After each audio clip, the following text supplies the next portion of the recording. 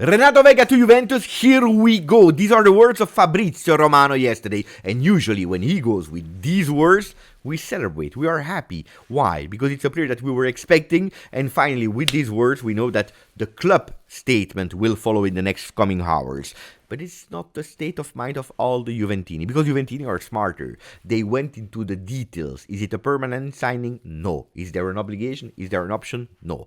It's a simple loan until the end of the season for 5 million euro. Too many money. I will explain you the strategy. Then, of course, after listening to the video, after listening to the strategy, you will be the one that will decide if yes or no it is a correct one. But wait, because we have a lot of pieces of puzzle that we need to put together. We'll speak about Colani as well. And then the most important thing, a possible nightmare draw in Champions League. A total nightmare for the playoffs, and even if we go through the playoffs. So stay with me here on the channel. Big video.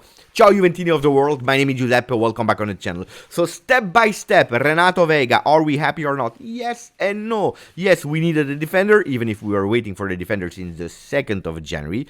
He will arrive the 23rd, 24th. Maybe if he does it on time, he will be there on the bench against Napoli. On the field, I don't think so, with 0 training sessions. Let's see, probably from Empoli and on, we will discover that. But is it a good formula or not? Because in the words of Fabrizio, we see that there is no obligation. We see that there is no option. We see that it's not a permanent signing. It's just a 5 million loan until the end of the season. Agreement between Chelsea and Juventus. It's true that after a few minutes, we also heard the other experts like Romeo Agresti, etc., that are telling us, wait, it's 4.5 included the salary of the player. It's something financially. Theoretically, it's Chelsea that is paying the salary until the end of the season, while Juventus is increasing the fee for the loan, including the salary. No, Giuseppe Kine, there is nothing wrong with that. You can inform yourself, but please stay away from Juve. Leave us alone. Now we can move on. It's really a strange strategy, especially if we are adding it up with Colani. Colani, also him, on loan until the end of the season, which means that two players, Colo, Randall, will go back to Paris Saint-Germain before the Club World Cup, and Renato Veiga to Chelsea also before the Club World Cup. So 2 players that we are paying money, real money, for a loan without having any say on these players. These players, we have no option, we have no obligation. That means good or bad, they go back to their club. Bad strategy. By the way, Colomani will be announced today by Juventus. He will choose the number 20, but I will tell you even more. If we are looking at the papers and what I anticipated you yesterday night, Colomani will have huge chances, not only to be on the bench against Napoli, but even possibly to start the game against Napoli. Does that mean that the Vlahovic will drop in the hierarchies of Juve in this moment? Yes, but that's for another video. We'll continue to speak about Vlahovic. It's a huge, big topic, but I don't want to mess up your mind, especially because we stay on Renato Veiga. We stay on that player. Now, I don't know if it's a good deal or not a good deal. I really don't know. I think that we will have to wait until the 3rd of February to really understand if it's a good deal or not a good deal. What is clear, and this is clear for everyone, Juventus had no intention to spend big money on Colomani and on Renato Veiga. Looks like Juventus is having a small budget that we heard that they had. You remember the name of Araujo? Do you remember the push for Hancko? We have some liquidity for a defender, but looks like it's not for Colomani that we wanted to spend it. It's not for Renato Veiga. So for who is that money? Well, it depends. I think that everything is turning around one big name, and it is Andrea Cambiaso. The offer will arrive from City in the coming hours, in the coming days. City that just officialized a new player. Now they can focus 100% on Andrea. They will go with an offer. Will it be enough for Juve or not? Will it be enough to convince Juve to say, here is the player? And from that moment on, when we take a decision, I think that there we can go different ways. One, if we have the money of Andrea Cambiaso, I can guarantee you that we can go for Hancko with a big push. By the way, I don't know if you noticed or not, did you see when all the information came from Renato Veiga publicly, from Romano and the other ones. It was 11-17, right after the games of Champions League. Who was playing in Champions League yesterday? Feyenoord. Who was beating 3-0 Bayern Munich with a crazy old school calcio catenaccio, and we go in contropiede football. Feyenoord with a fantastic performance of Hancko. Yesterday, Hancko did a top stellar performance. I'm speaking about Hancko since 1 year. Nobody cared. Yesterday, after Bayern out, everyone is saying, we need Hancko. He's the best player of the world. Hancko is a really great player that is in mind in Giuntoli since long. Well, it's not a coincidence, that it arrived at 11-17. Now, of course, I don't know if it's a good news or a bad news. Did Juve give up on Hancko and said, look, they will continue in Champions League. It's no way that we can go for a player in the month of January. It is what it is. Let's announce Renato Veiga. At least we have a player. Or maybe because it's official now that they will play the playoff, we are sure that we can reopen talks with Hancko. And that's where we announce our player. At least we have a backup. At least we have a player that we didn't want to spend a lot of money on, because our real target is Hancko. Hancko, it's written also in Tuttosport, Juventus will go again on him. They will try again on him. Hancko, Juventus didn't give up. They will try everything they can to go for him in January. But I told you, everything depends on the money that we cash in for Andrea Cambiaso. Do we receive that money? Probably we will invest in Hancko and going with a offer that Feyenoord cannot refuse. Will we not receive that offer, then we are still having these other names. Kelly, and the one that we don't want to hear, these names of a B option. I tell you, if these are the names that will reinforce Juve, I can tell you that none of these players will go with a permanent signing, and Juventus will try to continue with their starting lineup defense, that is Kalulu, Gatti, until the end of the season, or at least until the days before the kickoff of the Club World Cup, where then really Hancko could become a Juve player.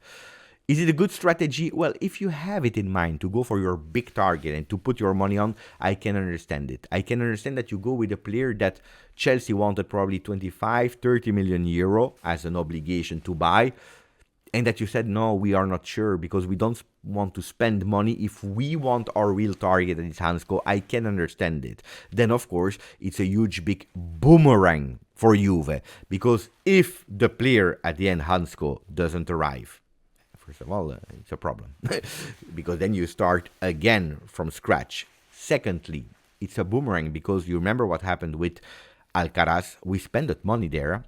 The option to buy was extremely high, 45-50. Nobody was believing that Juventus would have taken that player, except if it was the reincarnation of Maradona on the field, but that didn't happen. That means that we spent money for a bench player, which could potentially be the case for Renato Veiga, putting money on a player that can potentially be a bench player, like, for example, Colani, putting money on a player that could become a bench player, especially because these players, they have no certainties to stay extremely long at Juve. What if they do well? Because if they do bad, we have spent money for bench players that will go back, and that money could maybe have been important to go for other targets. If they do well, the big risk is that these players' value will increase with more competition, with more eyes that say, ooh, that player is actually not a finished player. We believe in it. Let's go to Chelsea. We increase the offer. With Juventus, they need to increase to pair that offer. So it's a big boomerang. I told you, if the first target is Hancko, great. Who cares at the end about Renato Veiga? Even if you have a preferred open door because he was already in your club, if you really want to take him as well. Otherwise, it's a problem. So let's see. I tell you, everything turns around Andrea Cambiaso. Let me know what you think about the strategy. Then, the second part of that video is focusing on Champions League. Gazzetta dello Sport today is telling us, Europa, eccoci. Europe, here we are. But then when we continue reading, c'è posto per tre, there is space, there are 3 slots for Italy. They are speaking about Inter, Milan, and Atalanta. Inter and Milan really close to become actually qualified immediately in top 8. Atalanta, big chances, extremely difficult for Juve because of ourselves, because of that draw against Bruges. Because if we drew against Bruges, as we speak, we would have been in that top 8, at the 8th spot, only winning against Benfica, and we had that ticket. We didn't. It is what it is. So instead of being 8 at the moment, we are 17th. That's not a good one. That's not a good one. There is one more game to play, luckily, because I tell you, if the format of Champions League was over today, so after match day 7, it would have been a nightmare with Juve. The formula of the Champions League is extremely difficult. I understand it. Yesterday I explained it on social media. People were insulting me because it's not like that, Beppe, you don't understand.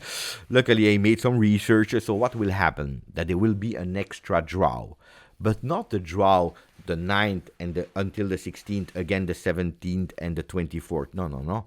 There are already a structure that is in place that you can see here on the screen.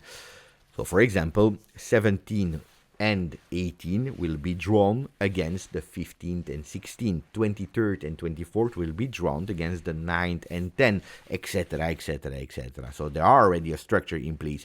If the Champions League would have been drawn today, Juventus would have been in that pot with Juve and Celtic, because Juve is at the moment 17th and Celtic is 18th, against the 15th that is Bayern, or Real Madrid that is 16th. So Juve Bayern or Juve Real Madrid for the playoffs. Disaster. What a disaster. What a disaster. But you know what is even worse? If we really finish between 17, 18, 15 or 16, depending on the next game, if we win that game, you know who we play? Against the first or the second of Champions League. At the moment, as we speak, we have Liverpool or Barcelona. The Barcelona of the big, huge remontada 5-4 against Benfica.